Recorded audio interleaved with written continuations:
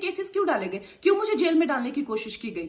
और मुझे इनके जो चमचे जर्नलिस्ट हैं वो सुशांत जैसे लोगों पे जो ब्लाइंड आइटम्स लिखते हैं कि वो साइकोटिक है, न्यूरोटिक है, एडिक्ट है। संजय दत्त की एडिक्शन तो आपको बहुत क्यूट लगती है।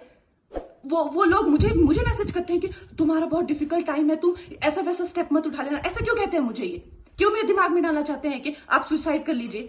तो ये सुसाइड थी कि ये प्लान मर्डर था। लेकिन सुशांत की गलती यही है कि वो उनकी बात मान गया। उन्होंने कहा तुम वर्थलेस हो, वो मान गया। उसने he didn't remember what his mother told him. उन्होंने कहा कि तुम्हारा कुछ नहीं होगा, वो मान गया। वो चाहते ही ये है कि वो इतिहास लिखे और ये लिखे कि सुशांत कमजोर दिमाग का था। वो ये नहीं बताएंगे कि क्या सच्चाई क्या है। तो हमें ये डिसाइड करना है कि who will write the history, we will decide that. ने ऑडिशन लिया मैंने लेकिन जो लड़कियां हैं अच्छी या लड़के हैं अच्छे सिर्फ कॉन्टेक्ट्स वाले ही हैं, तो क्या मेरा कसूर है? अगर टैलेंट और अच्छे लुक्स और ये सिर्फ अगर फिल्म इंडस्ट्री में ही हैं और इनको मेरा एक्सेस और मैं बहुत लकी हूँ, तो क्या मेरा कसूर है?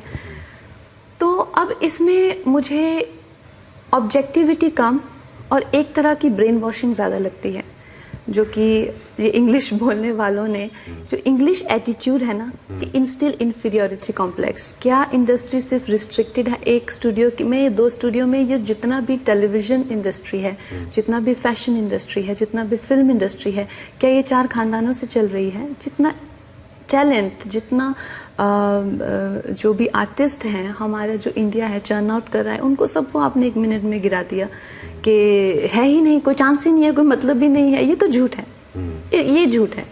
ऐसा नहीं है, ऐसा नहीं है। हाँ, हो सकता है कि जो बच्चों ने बचपन से ही, with all due respect to them, बचपन से ही एक ऑडिशन की तैयारी की हो, fighting classes, diction classes, hair classes, skin classes, दौड़, ये सब obviously it will make an impact. जब वो अपने फर्स्ट ऑडिशन के लिए जाएंगे, it will make an impact, they will stand out.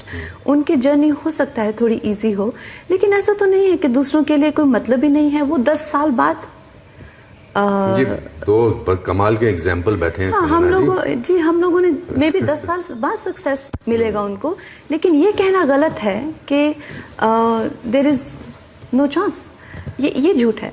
और अक्सर मैंने देखा है कि जितने भी इन फिल्मी फैमिली से आने वाले बच्चे हैं, वो अपने प्रिविलेजेस को ना समझ के, वो अपने जितने भी उनको गाइडेंस मिलती है उसकी महत्वता ना समझ के हमेशा कहते हैं हम पे एक्सपेक्टेशंस होती हैं, हमारे पास ऑडियंस होती हैं, हमारा क्रिटिसिज्म करने के लिए लोग खड़े होते हैं।